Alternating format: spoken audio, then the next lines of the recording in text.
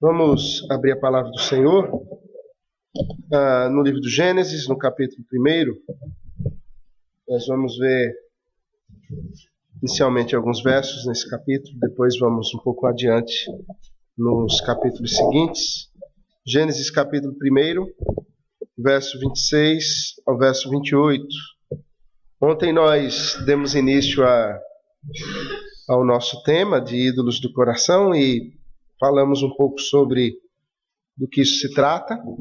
Hoje a gente vai estar entrando num assunto que nós precisamos compreender para enxergar esses ídolos também. Uma das grandes dificuldades que nós temos é que nós enxergamos a vida a partir desse plano que nós julgamos ser a realidade.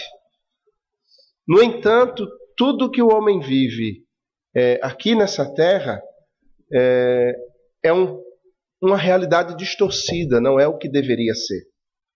O Senhor Deus criou as coisas todas santas, sem pecado, e o homem para ser santo como ele é santo. Quando nós enxergamos a vida a partir do pecado e com os olhos do pecado, nós temos dificuldades em enxergar o projeto de Deus para nós. E aí as pessoas julgam que errar é humano. A psicologia vai julgar que as crises que o homem vive é a normalidade dele. Freud vai ver o homem no pecado e achar que isso é normal. Mas isso não é normal, isso não é o certo. E é isso que a gente quer ver nessa manhã. O padrão de Deus, o padrão dele com o qual ele nos criou e para o qual ele nos criou, e como nós então devemos viver e a partir de onde nós devemos ter a referência da nossa vida. Veja o texto sagrado, então, no capítulo 1 de Gênesis, verso 26 ao verso 28, Sagradas Escrituras dizem assim: Também disse Deus, façamos o homem à nossa imagem, conforme a nossa semelhança. Tenha ele domínio sobre os peixes do mar, sobre as aves dos céus, sobre os animais domésticos, sobre toda a terra e sobre todos os répteis que rastejam pela terra. Criou Deus, pois, o homem à sua imagem, a imagem de Deus o criou. Homem e mulher os criou. E Deus os abençoou e lhes disse: Sede fecundos, multiplicai-vos, enchei a terra e sujeitai-a, dominai sobre os peixes do mar, sobre as aves dos céus e sobre todo animal que rasteja pela terra. Se você for agora para o capítulo 2 e observar o Senhor formando o homem a partir do verso 4, você vai ver algumas coisas aqui também. Esta é a gênese dos céus e da terra, quando foram criados, quando o Senhor Deus os criou. Não havia ainda nenhuma planta no campo da terra, pois ainda nenhuma erva do campo havia brotado, porque o Senhor Deus não fizera chover sobre a terra, e também não havia homem para lavrar o solo. Mas uma neblina subia da terra e regava toda a superfície do solo. Então formou o Senhor Deus ao homem do pó da terra, e lhe soprou nas narinas o fôlego de vida, e o homem passou a ser alma vivente. E plantou o Senhor Deus um jardim no Éden, na direção do Oriente, e pôs nele o homem que havia formado. Do solo fez o Senhor Deus brotar toda sorte de árvores agradáveis à vista e boas para o alimento. E também a árvore da vida, no meio do jardim, e a árvore do conhecimento do bem e do mal. E saía um rio do Éden para regar o jardim, e dali se dividia, repartindo em 4 braços. O primeiro chama-se Pison, é o que rodeia a terra de Avilá, onde há ouro. O ouro dessa terra é bom. Também se encontra lá o bidélio e a pedra de ônix. O segundo rio chama-se Gion, é o que circunda a terra de Cush. O nome do terceiro rio é Tigre, é o que corre pelo oriente da Síria, e o quarto é o Eufrates. Tomou, pois, o Senhor Deus ao homem, e o colocou no jardim do Éden para o cultivar e o regar. E o Senhor Deus lhe deu esta ordem: de toda árvore do jardim comerás livremente, mas da árvore do conhecimento do bem e do mal não comerás, porque no dia em que dela comeres, certamente morrerás. Algumas questões que nós precisamos avaliar para podermos compreender esse texto. A primeira coisa, a nossa necessidade de ajuda, a nossa necessidade do conselho de Deus, é parte da nossa estrutura básica, de quem nós somos, de quem nós fomos criados, para o que nós fomos criados. Não é algo que resulta da queda. Nós hoje precisamos da palavra de Deus. Nós hoje precisamos do conselho de Deus. Mas não precisamos desse conselho porque caímos. Nós, antes mesmo da queda, precisávamos do conselho de Deus. Precisávamos da orientação dele, precisávamos da direção dele, precisávamos que ele nos dissesse o que fazer e como fazer. A gente vai desenvolver um pouco isso hoje. Em segundo lugar, os seres humanos, eles precisam, e Adão e Eva eram assim, da verdade fora deles mesmos para ter sentido na vida. Ou seja, a verdade não era algo, já no Éden, individual. Não era algo que cada um tinha de si mesmo e, por uma percepção das coisas, ele podia concluir o que era certo ou o que era errado. A verdade, como algo absoluto, ela só existe enquanto revelada por Deus. E o homem no Éden também precisava dessa verdade fora dele mesmo, ou seja, algo que fosse revelado pelo próprio Senhor que os criou, para que eles tivessem sentido na vida. Essa verdade dizia acerca do lugar em que eles estavam, de onde eles vieram, qual o propósito da vida deles, quem eram as pessoas que estavam ao redor deles e como se relacionar com essas pessoas. Em terceiro lugar, nós precisamos da perspectiva de Deus, ou seja, da revelação dele, para podermos interpretar os fatos da nossa existência, os fatos da vida. Adão e Eva precisavam, ali na criação, saber quem havia criado, para que havia criado, aonde eles estavam, qual o propósito da vida deles, e isso sendo revelado para eles a partir da perspectiva de Deus e não a partir da perspectiva deles como homens criados, como seres criados, e que não eram absolutos na sua visão e na sua perspectiva. Perceba que nós temos a nossa vida, muitas vezes, referenciadas, ou nós definimos a nossa existência, os fatos que estão ao nosso redor, a partir da nossa perspectiva. Uma enfermidade, um desemprego, a morte de alguém, ou uma bênção que nós recebemos da parte do Senhor. Nós julgamos as coisas ao nosso redor, nós temos essa tendência de julgá-la não a partir da palavra de Deus, mas a partir daquilo que nós temos como verdade para nós. Ou seja, nós temos uma criação, nós temos uma formação, nós temos uma cosmovisão que nos foi concedida à medida que nós fomos crescendo e assimilando aprendizados, assimilando experiências, e nós temos essa realidade que esses óculos que nós colocamos como as lentes que nos fazem enxergar o mundo como algo absoluto, quando na realidade nós precisamos da perspectiva do Senhor para nós podermos ver as coisas como elas são, perceber as coisas como elas são, enxergar aquilo que nós falávamos ontem, os ídolos da nossa vida, enxergar os aspectos em nós mesmos que nós precisamos mudar, e nós falávamos sobre isso ontem, sobre a questão de nós mesmos nos avaliarmos, e como há um grande perigo nisso, porque o nosso coração é enganoso. E de como o nosso coração precisa da palavra de Deus, e precisa ser confrontado não por ele mesmo, mas pela palavra de Deus, a fim de que nós tenhamos exatamente essa perspectiva da realidade, das coisas, dos fatos, e nós possamos viver a partir da perspectiva de Deus e não a partir da nossa perspectiva. Quando nós vivemos a partir da nossa perspectiva, nós vamos viver ansiosos, nós vamos viver com dúvidas, nós vamos viver à mercê das circunstâncias, mas quando nós vemos as coisas na perspectiva de Deus, nós confiamos no Senhor e compreendemos que Ele é o Deus soberano. Algumas perguntas, elas são feitas desde os tempos mais antigos, né? Essas são as perguntas filosóficas, as perguntas da existência. quem eu sou? Da onde eu vim? O que é que eu estou fazendo aqui? Para onde eu vou? Essas são perguntas que, quer sejam crentes ou descrentes, as pessoas elas fazem. Uns vão ter respostas disso na sua perspectiva distorcida. Por exemplo, Darwin visitou Galápagos e, vendo umas tartarugas lá andando em Galápagos, ele teve uma perspectiva. Nós viemos de algum ser unicelular que se multiplicou, e aí ele cria aquele devaneio que é a teoria da evolução das espécies.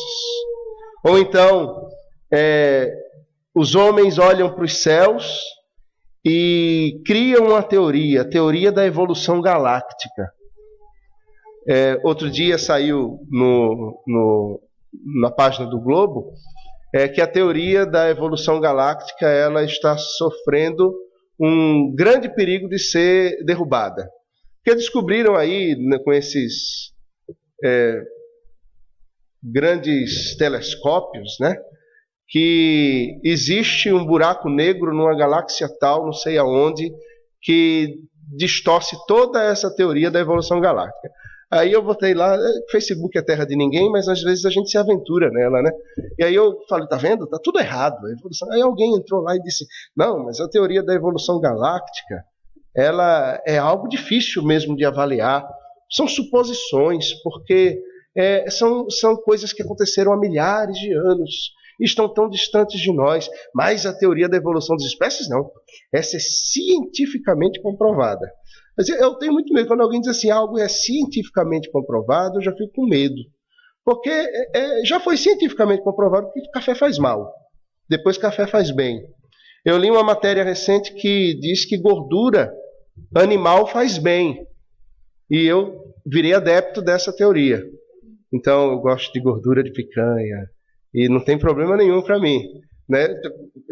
Já que são teorias, eu sou livre para escolher aquela que melhor me apraz. A pessoa colocou lá isso e eu vou dar uma resposta para ele. Disse, olha, nem a teoria da evolução galáctica, nem a teoria da evolução das espécies são realidades, isso são teorias, dentro de uma perspectiva completamente humana. Deixa eu te dizer o que é verdadeiro e acima da ciência. O cara deve me julgar um louco, porque quem diz isso é louco. Deus criou o mundo em 6 dias, de 24 horas. Nesses 6 dias de 24 horas, Deus não criou só a Terra, não. Ele criou os planetas, ele criou os astros, ele criou os luminares, ele criou o cosmos, ele criou tudo. Em 6 dias de 24 horas. E no 7º dia ele descansou. Ponto. E eu não preciso discutir isso com você, porque quem tem que provar alguma coisa é a ciência, não sou eu. Não é? A ciência que tem que provar. Eu não preciso provar nada. A perspectiva da revelação de Deus, ela deve tomar conta da nossa vida de maneira que o homem pode julgar, provar o que ele quiser. Mas a palavra de Deus é a verdade. E aquilo que parte de uma perspectiva que não seja a verdade revelada por Deus, é uma perspectiva distorcida. É uma perspectiva falha. E não é a verdade. Em último lugar, nessa introdução, outra coisa que nós precisamos considerar é que nós fomos criados, em última análise, na finalidade plena para sermos adoradores. Essa é a resposta do primeiro artigo do Catecismo. É o quê? Qual o fim principal do homem? Qual é a grande finalidade do homem? Glorificar a Deus e gozá-lo ou usufruir das suas bênçãos para sempre. Viver na presença de Deus para sempre. Esse é o grande objetivo da criação de Deus, é o objetivo da criação do homem e da mulher. Esse homem, essa mulher e tudo mais, glorificar ao Senhor, bendizer ao Senhor. Então, a partir dessas colocações ou dessas premissas, a gente pode começar a avaliar algumas coisas a partir do texto sagrado. O primeiro deles é que nós fomos criados para sermos dependentes. Esse é um dos aspectos que a gente precisa começar a entender se nós queremos identificar os ídolos no nosso coração e destruir esses altares, destruir esses ídolos no coração, a fim de adorarmos verdadeiramente ao Senhor.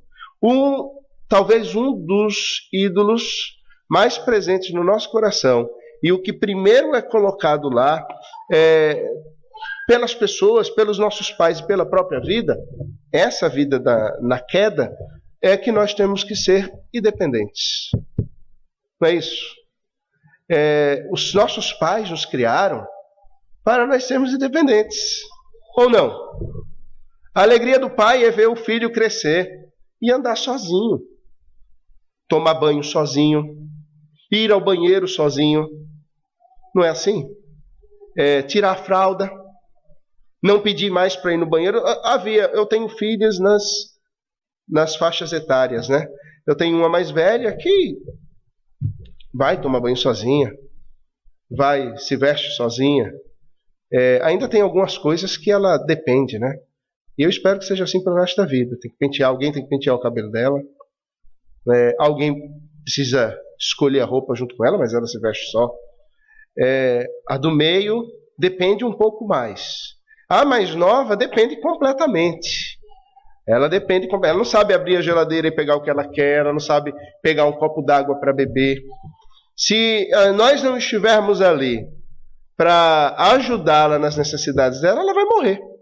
A água está ali no filtro, diante dela, mas ela não consegue pegar sozinha.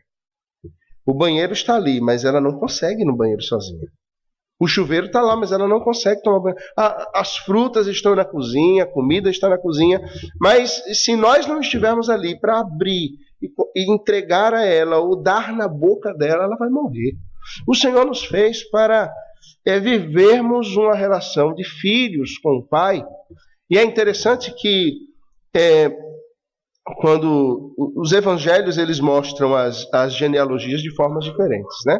Num evangelho, a genealogia ela é o filho do rei, vai até Davi. Na outra, Jesus é filho de Abraão. Mas tem um que vai assim, vai fazendo a relação de descendência ou de ascendência, e quando chega em Adão, ele diz assim: Adão, filho de Deus. Isso é lindo. Adão, filho de Deus. O Senhor Deus não foi só alguém que criou e largou.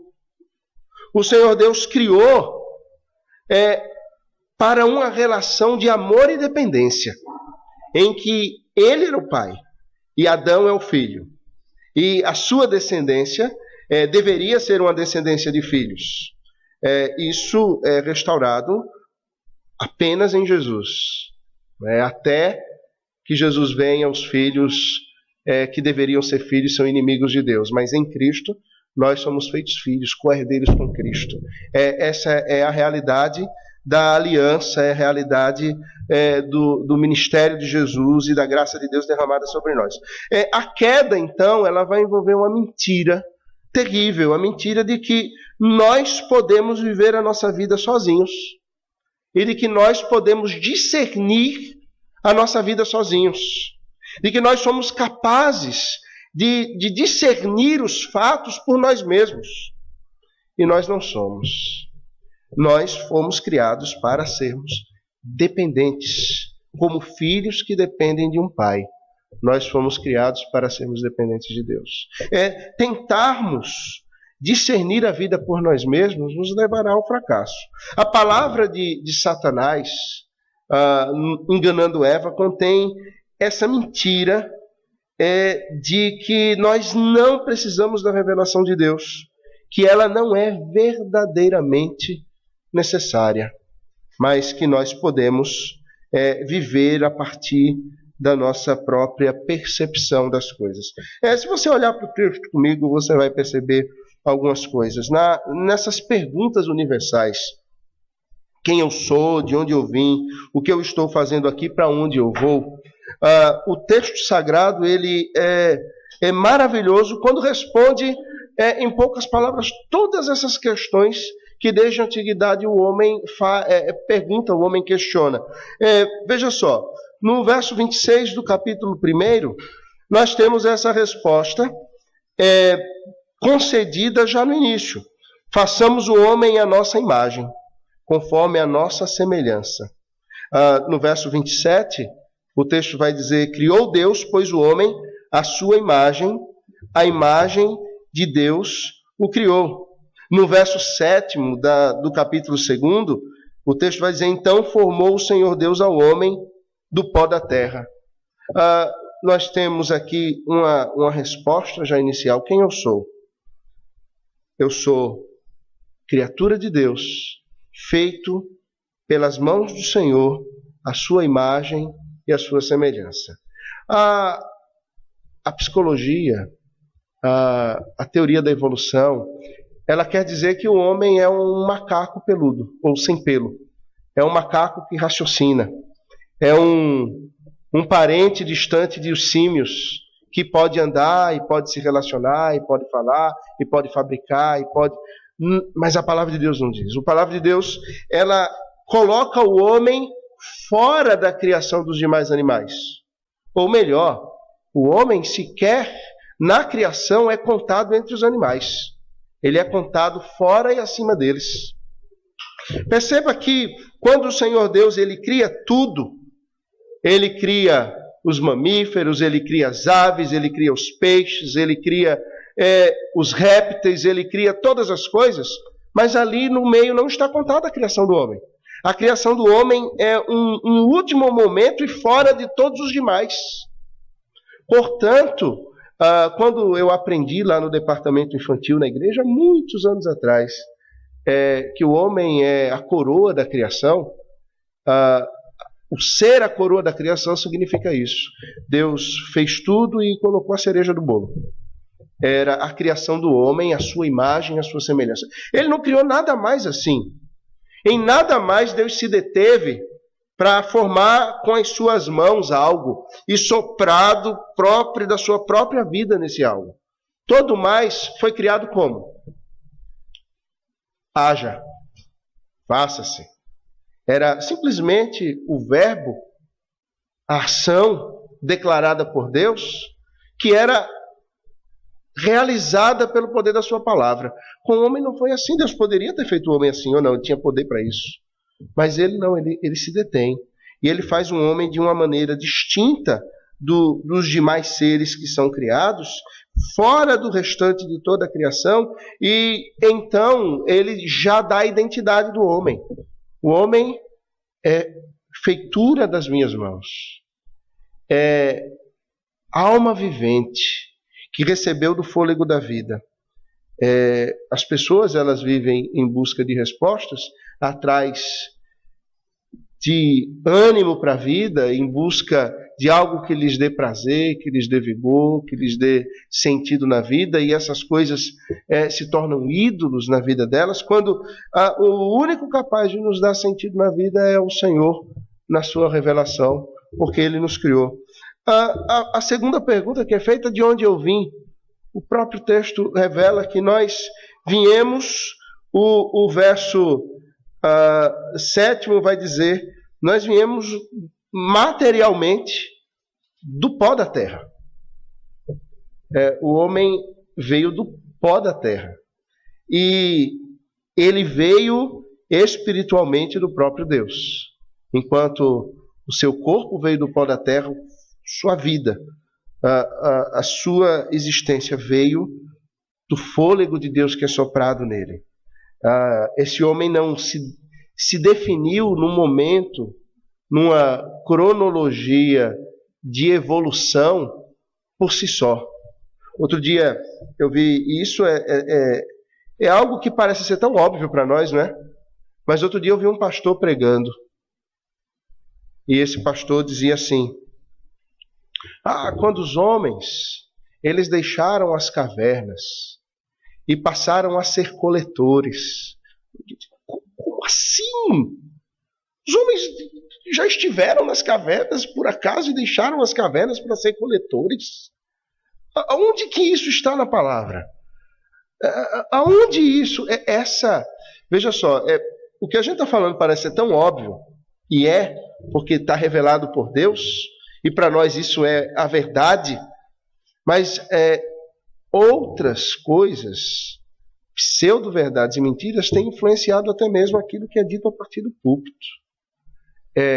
E tem influenciado, irmãos, o coração e a perspectiva do povo de Deus, das pessoas. E aí tem gente que quer dar um jeito na palavra de Deus.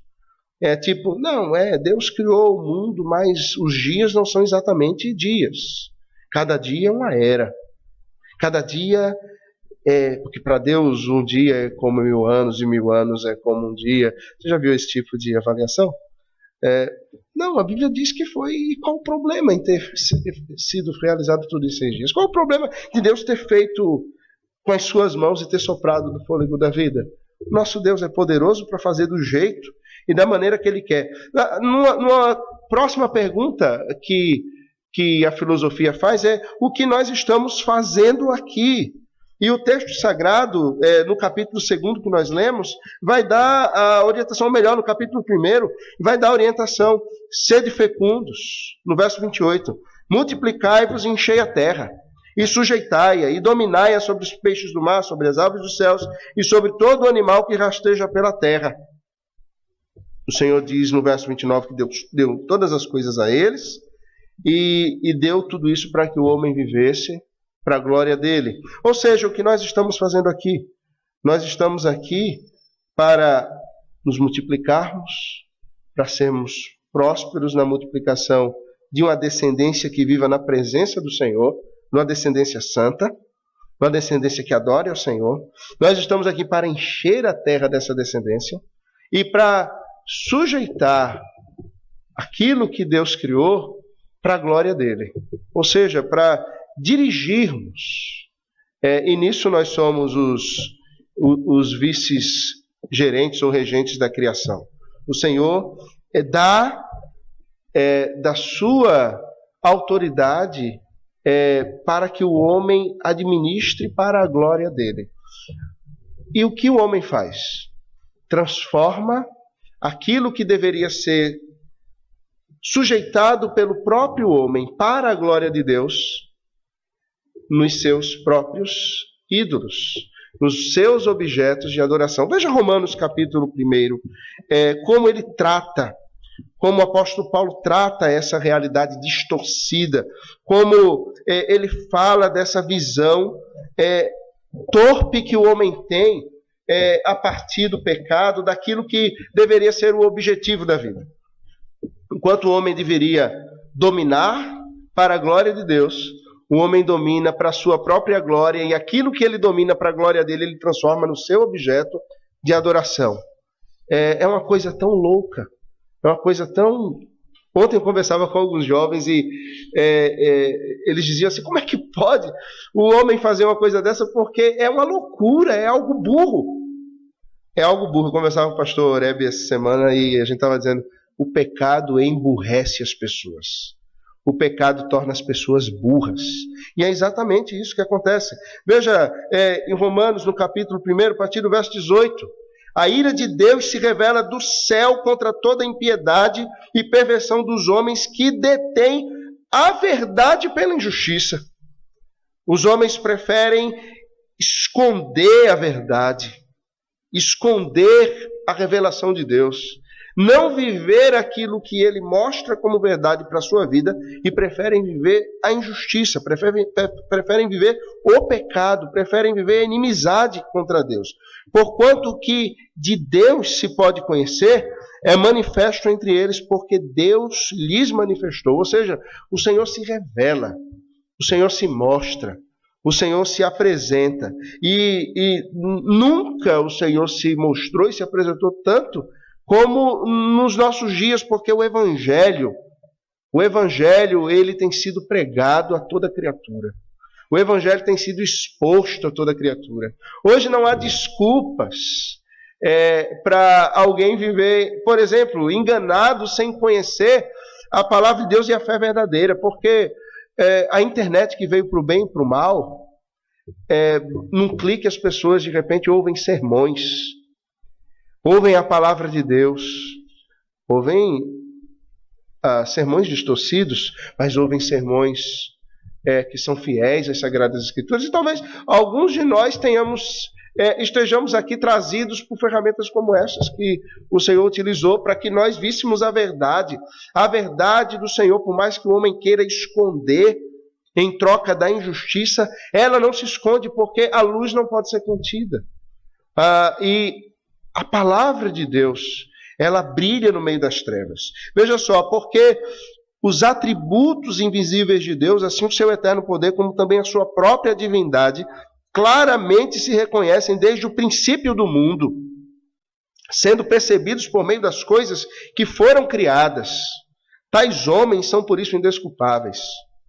Porquanto, tendo conhecimento de Deus, não o glorificaram como Deus, nem lhe deram graças, antes se tornaram nulos em seus próprios raciocínios, obscurecendo-se-lhes o coração insensato. Ou seja, eles, na perspectiva, na maneira como eles enxergam as coisas, eles preferiram não glorificar a Deus, eles preferiram se tornar nulos nos seus raciocínios, ou seja, é aquilo que a gente falava, eles se tornaram burros na sua capacidade de perceber as coisas. Coitado do burro, não tem nada a ver com isso, né? Mas eles se tornaram incapazes de perceber as coisas como elas são. Os seus raciocínios foram afetados e eles então tornam os seus corações obscurecidos e os seus corações ficam insensatos. E a gente fala sobre ídolos do coração, e nesse coração que deveria ser o lugar da volição, das motivações, e nas Sagradas Escrituras, coração é a metáfora para o centro da vida, né? O coração é a alma, o coração é o centro, é de onde brota a vontade, os desejos, a força da vida. É lá que o Senhor opera a transformação do nosso ser. O coração é tudo isso. O homem, ele prefere ter esse coração, o centro da vida, voltado para a insensatez do que para a revelação de Deus. E por isso eles se inculcam por sábios, ou seja, eles julgam ser sábios, mas na verdade eles se tornaram, o texto diz, loucos. Eles se tornaram loucos. E aí vem toda a aplicação desse pecado nas suas vidas.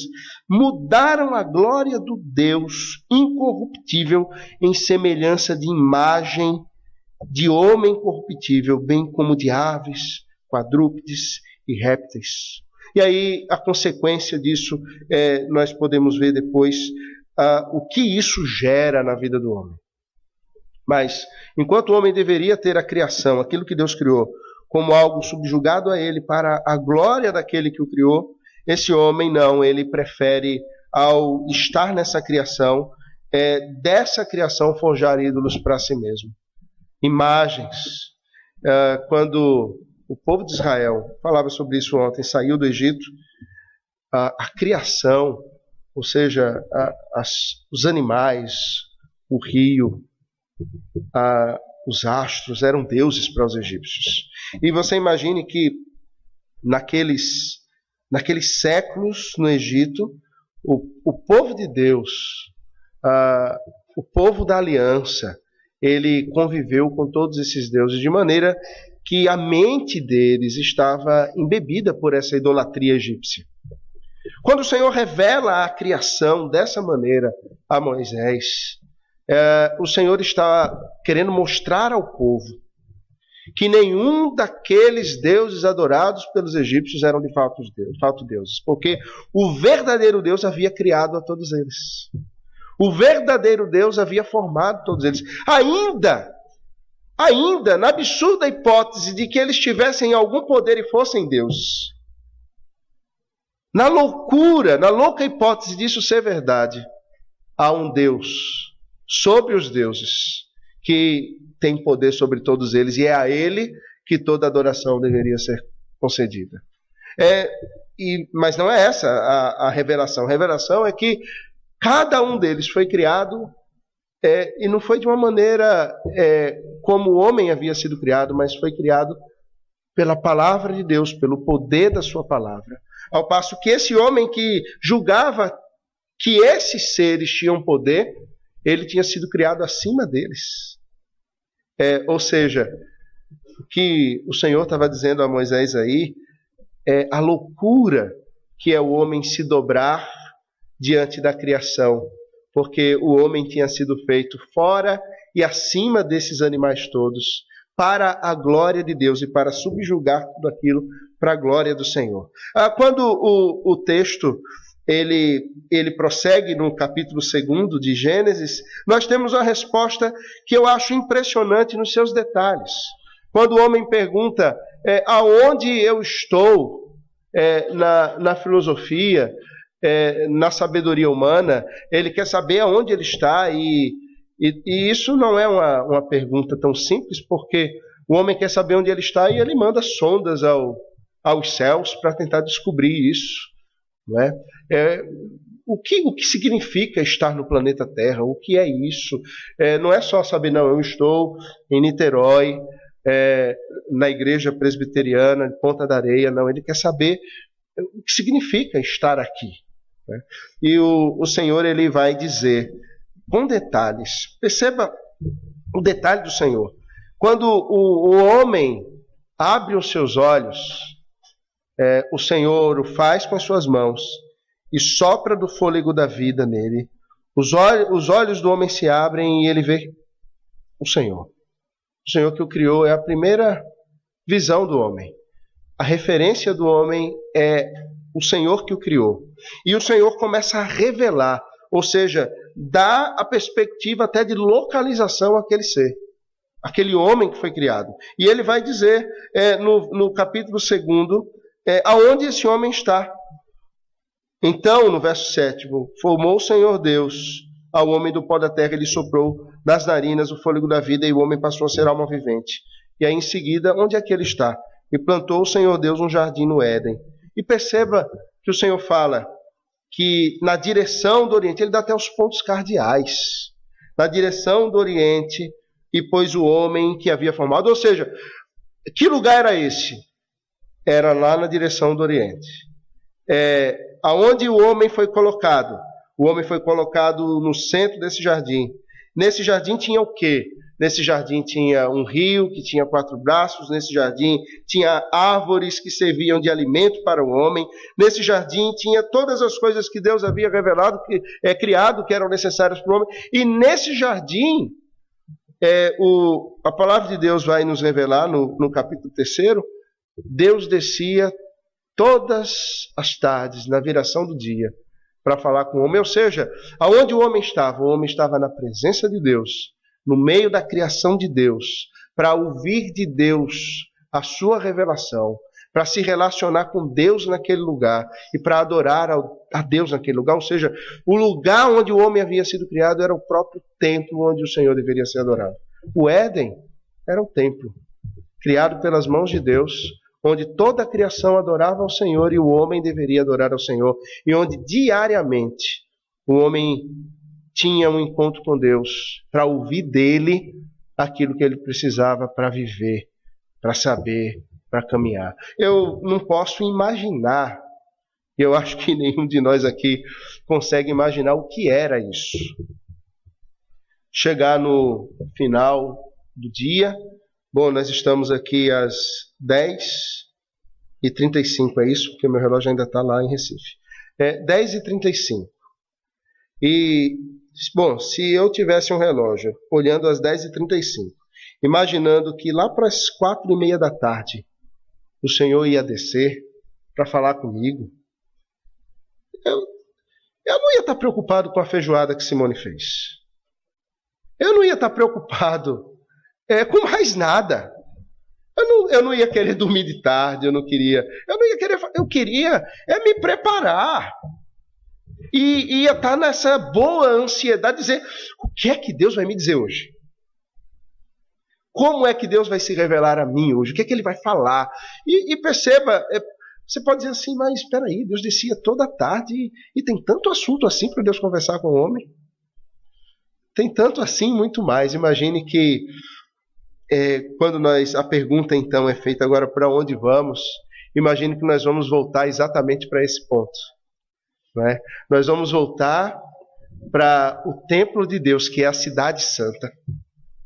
onde não precisa de sol, nem de lua, nem de astros, porque o Senhor ilumina a cidade. E lá nós não teremos outro desejo que seja maior do que ouvirmos o Senhor, adorarmos a Ele, estarmos com Ele. Termos comunhão plena com o Senhor. Eu imagino que esse era o desejo de Adão e de Eva. O Senhor está chegando. Perceba, irmãos, que de alguma maneira isso já foi restaurado em nós. Porque a nossa expectativa como povo de Deus não está naquilo que os ídolos podem nos conceder. A nossa expectativa como povo de Deus não está no salário que vamos receber no final do mês. Não está na viagem que vamos fazer. Não está na boa comida que vamos comer. Não está no casamento que vamos vivenciar lá em julho, né? Ou outro em agosto. Não está nos filhos que teremos ou no crescimento deles. Não é isso que move o nosso coração. Não é essa a maior expectativa da nossa alma. Nós vivemos uma grande expectativa, um grande desejo. O Senhor está chegando. E nós vamos nos encontrar com Ele. E Ele vai se revelar a nós. E a nossa mente vai ser completamente restaurada para nós entendermos o que Ele está falando, ouvirmos a sua voz e compreendermos a profundidade da sua grandeza. E nisso nós seremos plenos. Mas nós vivemos isso não apenas uma expectativa do porvir. Nós vivemos isso quando encerramos o domingo e a nossa expectativa já começa para nos encontrarmos no domingo seguinte. Nós saímos do culto de manhã e a nossa expectativa permanece de nos encontrarmos à noite novamente e ouvirmos o Senhor falar conosco. A nossa expectativa, ela passa durante um dia inteiro no aguardo de que nós vamos chegar no final da noite, vamos nos reunir com a nossa família e vamos ler a palavra de Deus. E vamos entoar cânticos ao Senhor. E vamos adorá-lo naquela perspectiva que os patriarcas tinham de adorar em família ao Senhor, erguer um altar de adoração ao Senhor, de louvor ao seu nome, celebrar o seu nome na família. E nisso todo mundo que está junto vai participar. Nós já temos essa expectativa. Ela é restaurada de alguma forma a nós. Agora, não é em nenhum ponto comparável àquela expectativa que eu imagino que Adão tinha por passar um dia e quando o sol ia se pondo, eu disse, ele está chegando. E o Senhor é espírito, e não me pergunte como é que Deus descia para se encontrar com ele. Descia em espírito, claro. E como é que isso se dava, eu não sei, mas acontecia. E isso devia ser algo fantástico, isso devia ser algo extraordinário, algo maravilhoso. Então, apenas o Senhor Deus, Ele é capaz de definir quem nós somos, a nossa identidade, de fato, o nosso nome, aonde nós estamos, para onde nós vamos. Num propósito como povo de Deus, vivemos para adorar ao Senhor, mas claro, num aspecto pessoal e particular, o Senhor tem preparado a maneira como cada um de nós vai glorificá-lo na nossa vida. Uns o farão como pastores, outros farão como presbíteros, outros farão como diáconos, outras farão como esposas e mãe de muitos filhos, outras farão como esposas e professoras, outras como irmãs que permaneceram solteiras, mas dedicadas ao Senhor na vida, outros como missionários que vão para algum lugar no mundo, outros como membros fiéis, povo de Deus, mas que vive no mundo como ovelhas que são mandadas ao covil de lobos para testemunhar do Senhor no mundo de Deus, que quer viver sem Deus. O Senhor tem preparado o plano, a maneira como cada um de nós deve viver essa vida. E então nós precisamos compreender que nós não nos autodefinimos. Nós não somos capazes de viver de forma independente de Deus, porque precisamos da sua revelação para saber como viver, com quem casar, como criar os nossos filhos, aonde trabalhar, que profissão vamos ter, como vamos caminhar nessa vida até o grande dia do Senhor. Em segundo lugar, nós fomos criados, irmãos, para sermos receptores da revelação de Deus. Quando Adão, você perceba, ele abre os seus olhos, a ideia que eu tenho do texto é que imediatamente o Senhor já começa a revelar. Deus, no verso 27 do capítulo 1, criou homem e mulher, os criou. E isso é ato contínuo. Deus os abençoou e lhes disse. Ou seja, eles nasceram das mãos de Deus e do fôlego que o Senhor soprou nas suas narinas, e imediatamente o Senhor já se revela a eles. Eles precisavam, e o Senhor sabia disso, da revelação de Deus. Foi o primeiro momento, o primeiro impacto que eles tiveram, foi a palavra de Deus na vida deles. Vocês são isso. Vocês estão aqui para isso. E é assim que vocês devem viver. Nós carecemos da revelação de Deus porque nós fomos criados para receber a revelação de Deus. E perceba, até os ímpios, eles carecem disso. Mas eles, por causa da inimizade com Deus e por causa do pecado, têm o coração obscurecido e se tornam tão loucos que eles vão buscar a revelação em lugares onde não há revelação. Eles vão buscar uma orientação espiritual no espiritismo, vão buscar a orientação espiritual no racionalismo, no humanismo, vão buscar a orientação espiritual na idolatria, vão buscar orientação para a vida aonde não há verdade, aonde não há revelação. Todos os homens, todos os seres humanos precisam de orientação, precisam da revelação. Nunca se buscou tanto o humanismo para se ter respostas. Os consultórios psicológicos estão cheios, os psiquiátricos também. As pessoas têm buscado conselho, orientação nos cantos de forma intensa. Tem pessoas que vêm de terapias de anos. E perceba, a terapia nunca acaba. Tem pessoas que são dependentes de remédios há anos. E elas nunca ficarão livres desses remédios. Tem pessoas que têm lido livros de autoajuda há anos. E nunca vão deixar de ler os livros de autoajuda. Eles precisam de ajuda, eles precisam de revelação.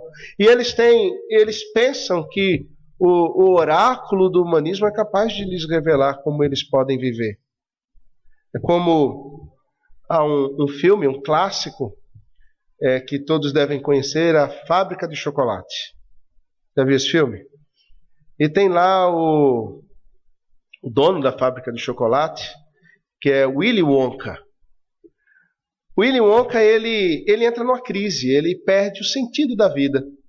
E porque ele entra numa crise e perde o sentido da vida, ele não consegue mais fazer doce. Ele não consegue mais fazer chocolate. E aí ele tem um divã. O divã é um ompa-lompa. Ompas-lompas eram pigmeus bem pequenininhos que ele havia achado numa ilha distante e que ele havia levado para a fábrica dele e eram os funcionários da fábrica. Os ompa-lompas eram os secretários, eram os que estavam na linha de produção, e um ompa-lompa, claro, era também um psicanalista de Willy Wonka. E eu acho essa passagem do filme fantástica. Eu ainda vou escrever um texto sobre isso. Quando Willy Wonka está sentado no divã, ou deitado no divã, e ele começa a falar. E está lá o ompa-lompa, né, vestido de psicanalista, com óculos assim na ponta do nariz, um bloco de papel e lápis na mão, e ele está escrevendo, e o Willy Wonka está contando a vida dele. Por que isso? Porque na minha infância aquilo, isso, aquilo, outro. E ele fala, e o psicanalista dele não diz nada. Ele não tem conselho para dar. Ele não tem sabedoria em si para dizer alguma coisa. E o Willy Wonka fala. No final, depois que ele fala tudo, ele tem assim um start na mente dele e ele consegue compreender o problema dele como algo, uma dificuldade de relacionamento dele com o seu pai, que era dentista na sua infância e não queria que ele comesse bombom, porque ia estragar os dentes.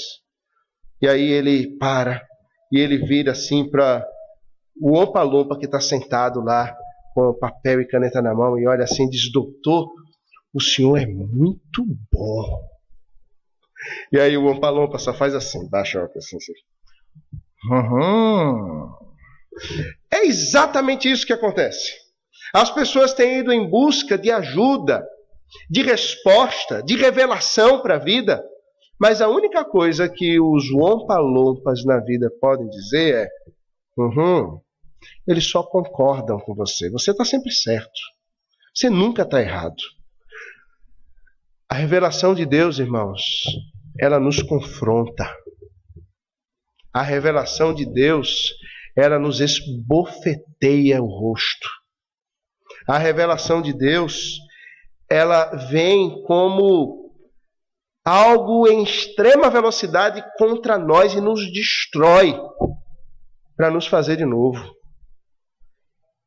A palavra de Deus, ela não faz cócegas, mas ela opera destruindo o velho homem, onde nós vamos ser feitos à estatura de varão perfeito, à imagem do Senhor Jesus. Veja algo sobre isso na carta de Paulo aos Romanos de novo.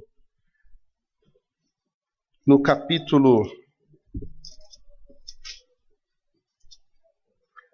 6, versos 17 e 18. Veja o que a palavra de Deus, ou a revelação de Deus, da qual nós tanto precisamos, ela realiza em nós. Verso 17 e 18 do capítulo 6 de Romanos. Mas graças a Deus, porque outrora escravos do pecado, contudo viestes a obedecer de coração a forma de doutrina que fostes entregues. E uma vez libertados do pecado, fostes feitos servos da justiça.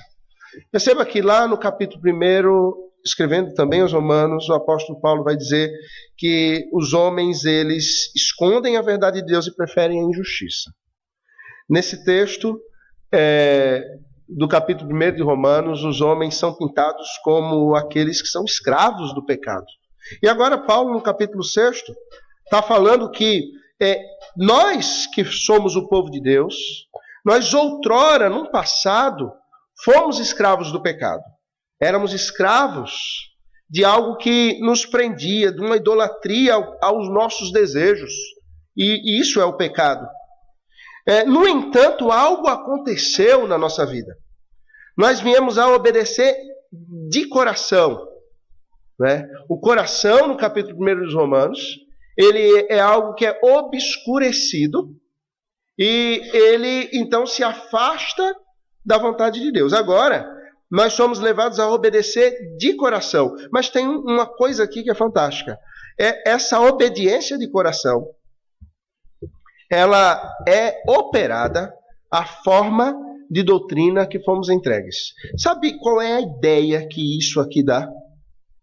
É de que alguém, a colocação aqui, a forma, ou seja, essa maneira como o apóstolo Paulo coloca aqui, dá a ideia de que alguém pegou uma barra de ferro. E essa barra de ferro pesada, alguém arremeteu essa barra com toda a força e com todo o peso sobre nós, sobre o nosso rosto. De maneira que essa barra aprofundou os nossos ossos, marcou a nossa face. E nós passamos a viver com esse vergalhão que aprofundou quem nós somos. É uma marca. A doutrina, a forma de doutrina é exatamente isso. Essa revelação que nós precisamos de Deus, ela não faz cócegas nos nossos ouvidos. Ela não diz o que nós queremos ouvir. Ela não é uma palavra dita por um ompa-lompa. Essa revelação, a doutrina, ela vem como uma barra de ferro que nos acerta frontalmente com todo o seu peso, nos marcando, nos confrontando. E a partir dessa transformação, nós deixamos de ser escravos do pecado, e o texto vai dizer que nós somos libertados do pecado e feitos escravos da justiça. O tradutor faz um jogo de palavras. Ele diz escravos do pecado e servos da justiça, mas o termo é o mesmo. Do nós do pecado, do nós da justiça. Ou seja, escravo do pecado, escravo da justiça. Sabe o que acontece? O que o apóstolo está querendo dizer aqui é que não tem como nós vivermos para alguém. Nós sempre vamos viver para alguém. Porque nós fomos criados para sermos dependentes de alguém. E nunca vamos fugir disso. Os ímpios não conseguem fugir disso. Se eles não dependerem de Deus, eles vão depender de outro alguém. E o que o texto está dizendo é que quando nós não vivemos, caminhamos, respiramos para a glória de Deus, ou seja, para a justiça de Deus, como escravos dessa justiça, ou seja, aquilo que, como nós cantamos hoje no verso 2, são os laços, as correntes que nos prendem, a justiça de Deus, que os ímpios querem, das quais eles querem se livrar, nós então ou vivemos como escravos do pecado, ou vivemos como escravos da justiça de Deus. Para a glória de Deus. Nessas questões que estão os grandes problemas que nos levam à idolatria. A aceitação da oferta da serpente, no capítulo 3 de Gênesis, nos levou a negarmos a Deus, negarmos a sua revelação, negarmos que nós não somos dependentes, negar o Criador como o nosso conselheiro e o único capaz de nos dar sentido na vida. Perceba, no capítulo 3 de Gênesis, quando a serpente pergunta, o diabo pergunta à mulher, é assim que Deus disse, não comereis de toda a árvore do jardim? Respondeu-lhe a mulher, do fruto das árvores do jardim podemos comer. Mas do fruto da árvore que está no meio do jardim, disse Deus, dele não comereis, nem tocareis nele, para que não morrais. Então a serpente disse à mulher, certo que não morrereis. Porque Deus sabe que no dia em que dele comeres, se vos abrirão os olhos, e como Deus, sereis conhecedores do bem e do mal. Veja como a proposta da serpente, ela é sutil. Ele já começa distorcendo. Deus disse para você não comer de árvore nenhuma, não é? Não, Deus disse para nós não comermos da árvore do conhecimento do mal. E aí a mulher já aumenta um pouquinho, e nem dela tocarmos. E aí ela continua afastada do fruto. Ela ainda não toca, nem pega. Mas aí Satanás, sagaz, ele vai dizer, olha, você não vai morrer. O que ele está querendo dizer? Quando ele diz que não vai acontecer o que Deus disse que aconteceria, ele está chamando Deus de quê? De mentiroso. Veja só, Satanás chama Deus de mentiroso e Eva acredita nisso. Eva acredita que Deus é mentiroso. E tem mais. Em seguida, ele diz, isso não vai acontecer. Sabe o que vai acontecer? Você vai se tornar como Deus. Qual foi, então, a proposta do diabo? Deus é mentiroso e você não precisa de um Deus na sua vida. Você pode ser Deus. Nesse aspecto, no final das contas, todo ídolo que nós adoramos é a nossa própria imagem que nós adoramos. Nós somos os nossos próprios ídolos. Nós queremos nos sentar no trono de Deus. O homem quer destronar o Senhor e se assentar no trono dele, ser glorificado no seu lugar. É isso que o humanismo faz. É isso que todo que nega a palavra de Deus faz. É isso que todo aquele que não confessa que Jesus é o Senhor faz. Irmãos, perceba a tragédia. É isso que nós fazemos quando nós preferimos pecar a nos santificar. É isso que nós fazemos quando preferimos não dar ouvidos à revelação de Deus e preferimos dar ouvidos aos conselhos dos homens e do nosso próprio coração. Eu tenho 3 filhas e tem muito filme da Barbie, né? Quem tem filha sabe o que é isso. Eu conheço todos os desenhos da Barbie. Já assisti todos. E tem um, eu acho que é Barbie e o Castelo de Diamante. Acho que é esse. E tem uma música lá que fala para ouvir a voz do coração. E a música é bem, sabe? É um mantra que entra assim na cabeça e no coração. Eu digo, ei, a voz do coração é enganosa. A voz do coração é mentirosa. Não ouça a voz do coração, não. E as pessoas, elas são aconselhadas nos nossos dias a ouvir a voz do coração. Eva ouviu a voz do seu coração. Veja só, o ato de comer o fruto da árvore do conhecimento do bem e do mal foi o resultado de um pecado que brotou no coração de Eva antes dela comer o fruto da árvore do conhecimento do bem e do mal. Ela comeu do fruto porque ela duvidou de Deus.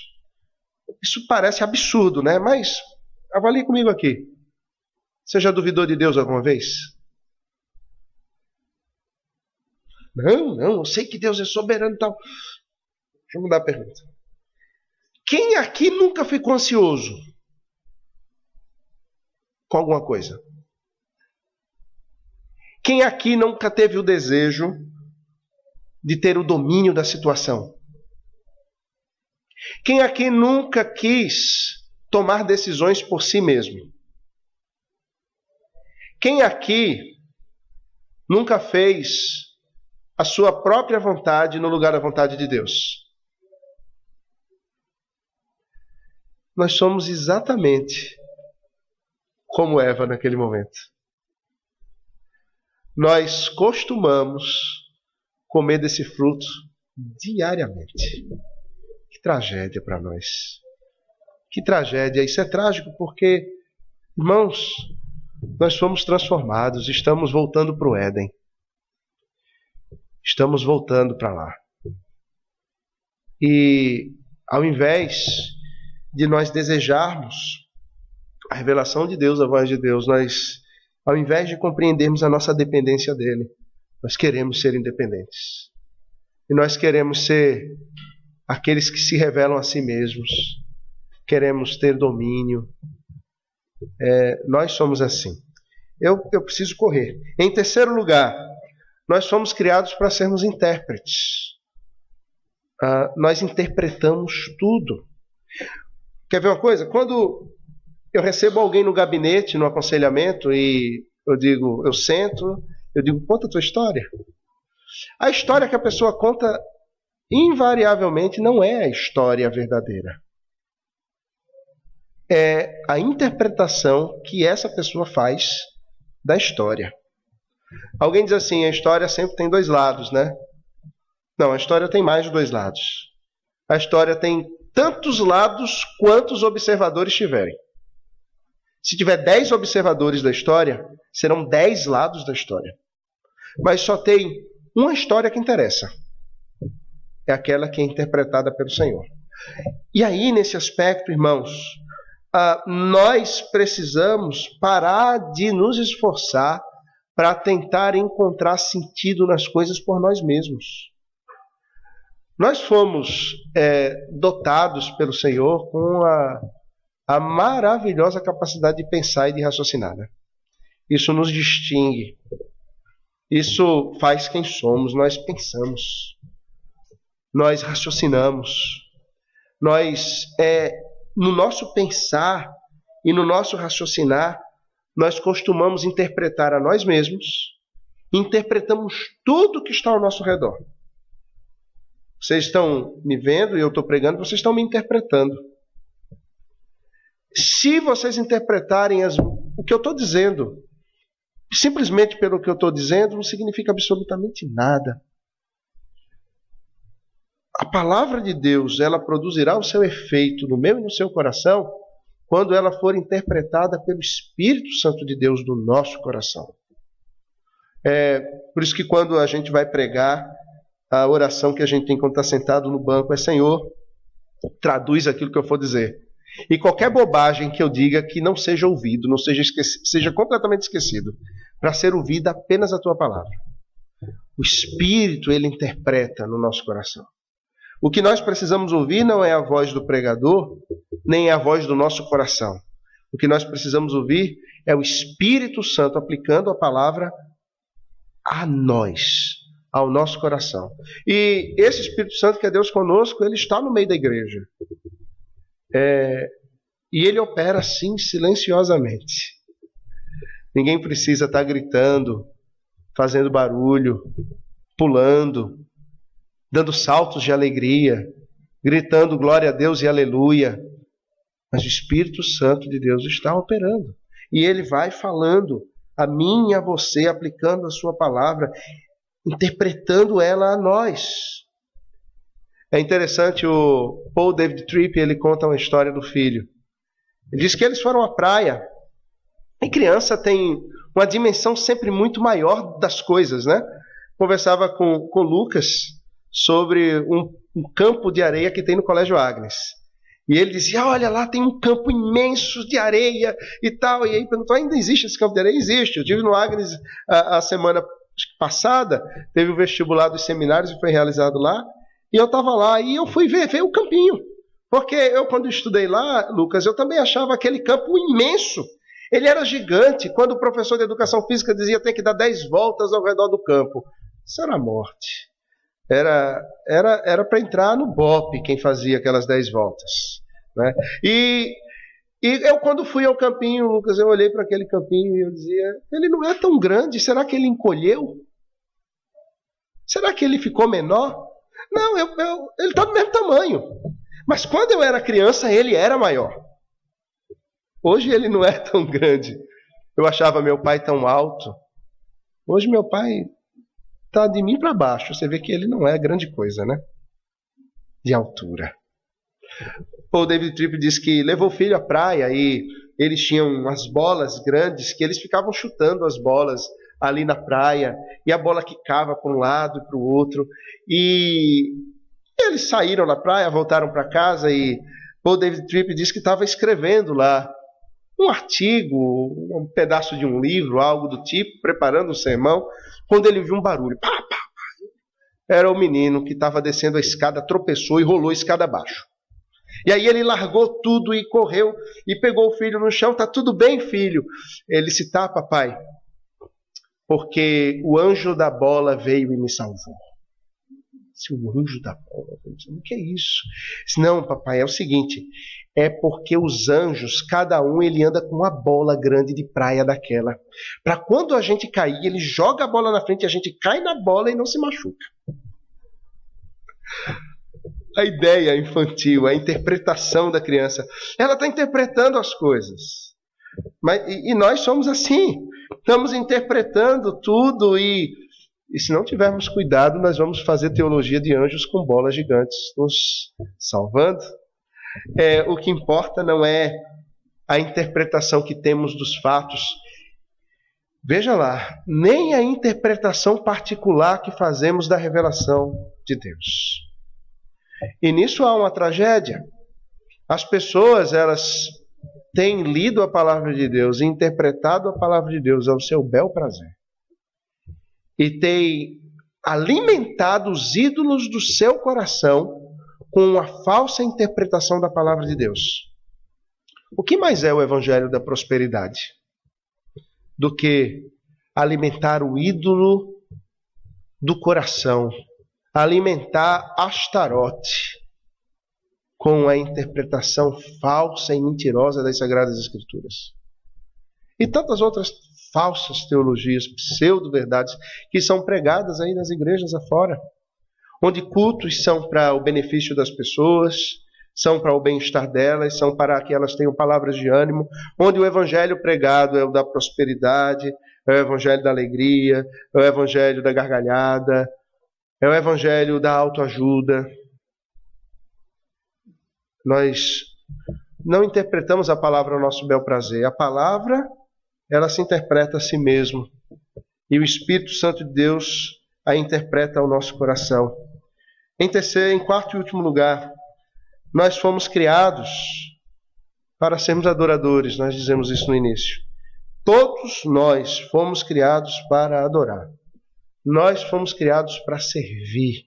Nós fomos criados para sermos dependentes desse serviço e vivermos por esse serviço.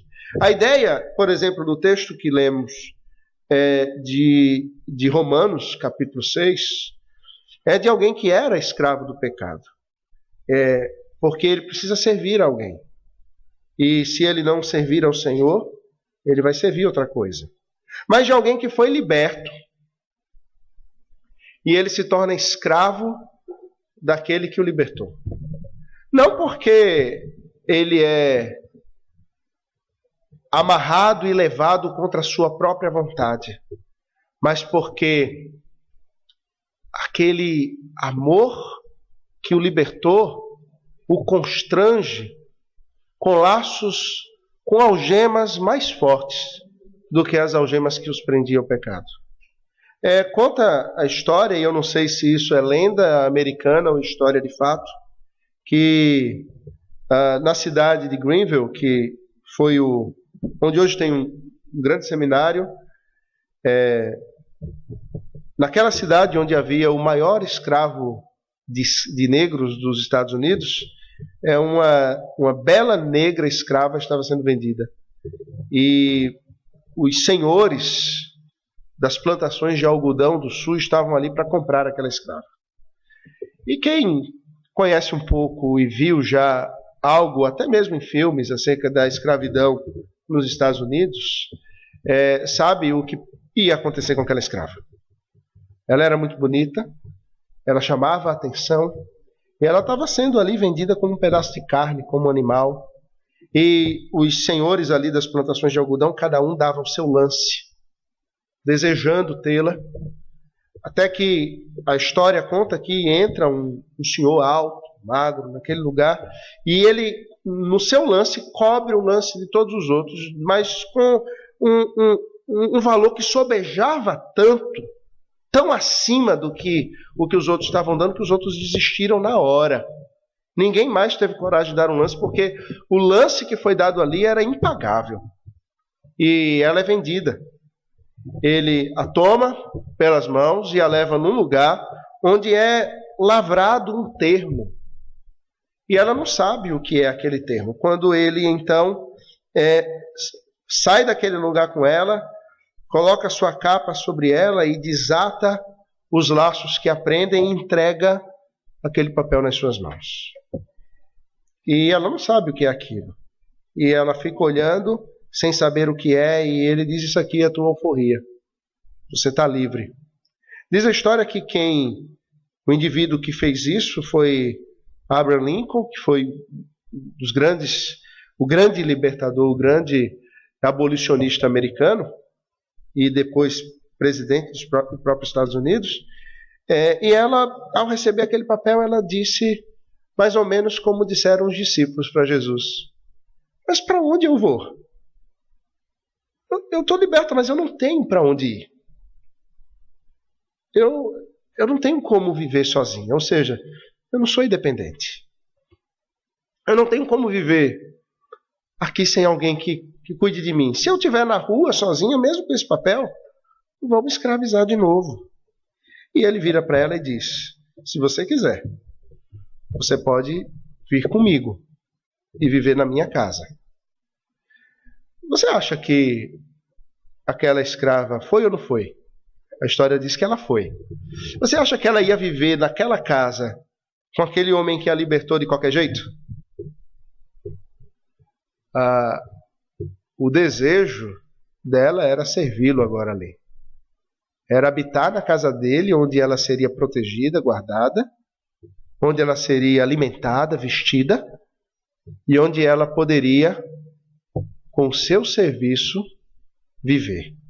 É muito pobre isso, diante do que o apóstolo Paulo pinta no capítulo 6 de Romanos, que é operado conosco após todo esse ambiente que acontece com a mulher e com Adão de queda, e de deixar a presença de Deus para viver no pecado.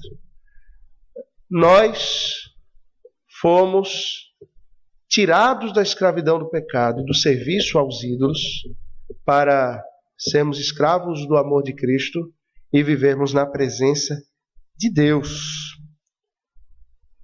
A adoração, ela é a essência da motivação das nossas vidas. Ela é a essência de quem nós somos. Ou seja, nós fomos criados, irmãos, para que tudo em nossas vidas ganhasse sentido e propósito a partir da pessoa, da presença e do propósito de Deus. Nosso propósito não está em nós mesmos. O nosso propósito está na pessoa de Deus. A razão de existirmos está na presença dele. A nossa vida é dirigida à presença dele. A razão de existirmos não são os nossos próprios propósitos, os nossos desejos, mas é o propósito e o desejo de Deus. Porque eu e você somos adoradores, três coisas podem acontecer. Ou nós damos a adoração devida a Deus, ou nós adoramos aos ídolos, que, como vimos ontem, podem ser potencialmente quaisquer coisas, ou nós adoramos a nós mesmos. E ao adorarmos a nós mesmos, nós nos tornamos seres insuportáveis, porque exigimos que tudo no universo, inclusive Deus e as pessoas ao nosso redor, existam em nossa função, existam para o nosso prazer. E isso é terrível. A guisa de aplicação para nós encerrarmos, diante do fato de que somos seres totalmente dependentes do Senhor, de sua revelação, e que somos intérpretes dos acontecimentos, nós precisamos orientar nossas emoções e os nossos desejos a partir do Senhor e da sua santa lei. Se nós não orientarmos os nossos desejos a partir da lei do Senhor, vimos o Salmo 1 lá na meditação na sexta-feira, no estudo bíblico, o bem-aventurado, ou seja, aquele que entra, que vive na presença de Deus, ele tem o seu prazer na lei do Senhor e na sua lei medita dia e noite. O seu prazer está na lei do Senhor. Não é que ele vai viver o dia todo lendo a Bíblia. Não. É que ele conhece a lei do Senhor. E o prazer dele está em cumprir a lei do Senhor na sua vida. Ele caminha cumprindo a lei do Senhor. Ele não anda no caminho dos ímpios. Ele não se detém no caminho dos pecadores. Ele não se assenta na roda dos escarnecedores. Não é aí que está o prazer dele. O prazer dele está em viver no caminho, em viver nesse mundo, tendo a lei do Senhor aplicada nos seus relacionamentos, no seu trabalho, na adoração, em quem ele é, na maneira de vestir, de viver, de falar, de ouvir, de enxergar. Ele enxerga as coisas tendo a lei do Senhor como aquilo que traz a verdade e luz no meio das trevas. Em segundo lugar, nós precisamos ter a nossa identidade definida a partir do Senhor e de sua santa lei. Quem nós somos? No Brasil, as pessoas costumam se definir pelos cargos que ocupam, né? Eu já vi pastor adotar o nome reverendo como nome de batismo. Como é o nome do senhor? Reverendo fulano de tal. A minha identidade não está assim.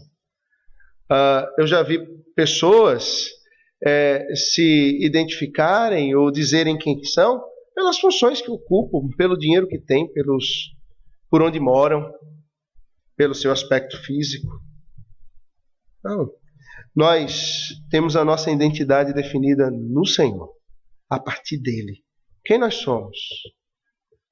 Nós somos miseráveis pecadores que, pela graça de Deus, foram lavados e remidos no sangue do Cordeiro e que têm sido santificados dia a dia, para no grande dia, no dia do Senhor, terem o seu corpo transformado e viverem então a estatura de varão perfeito, o Senhor Jesus. Nós nos definimos a partir dele, para ele.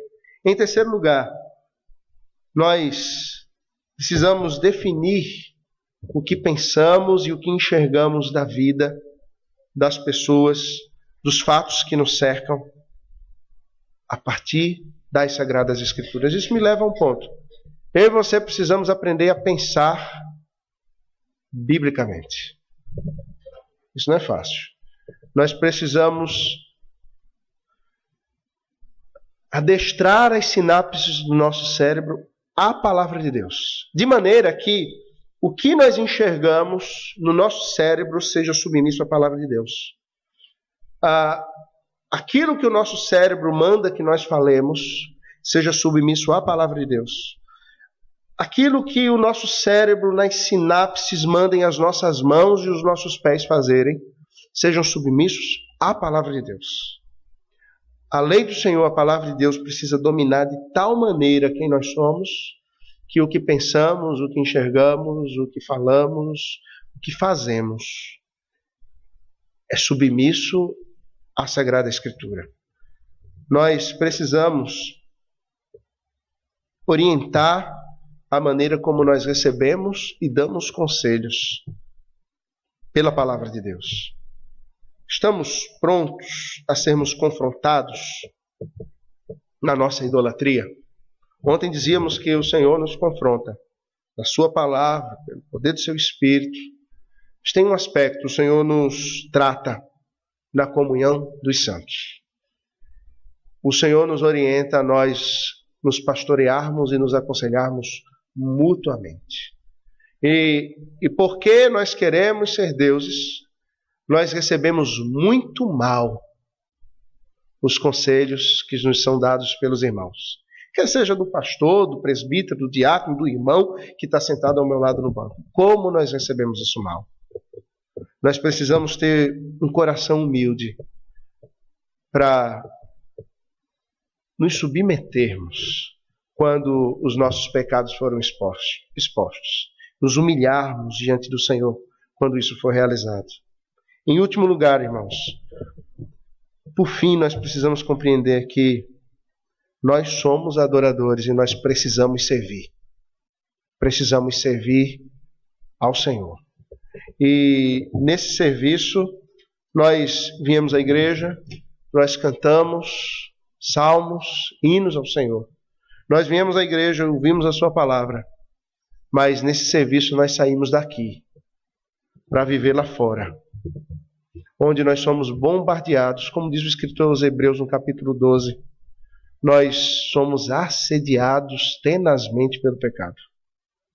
E esses pecados que se apresentam a nós são, na realidade, propostas de ídolos que dizem a nós: não vale a pena obedecer ao Senhor. Você pode se autodefinir. Você pode ser independente. Você pode enxergar as coisas do jeito que você quiser e ter a sua própria verdade. E assim você vai ser feliz. Mas o Senhor é o único que tem palavra de vida. E é o único que pode saciar o nosso coração. Que o Senhor tenha misericórdia de nós, irmãos, e nos abençoe segundo a sua palavra, a fim de que, transformados por Ele mesmo, nós sejamos verdadeiros adoradores que o adoram em espírito e em verdade. Vamos orar?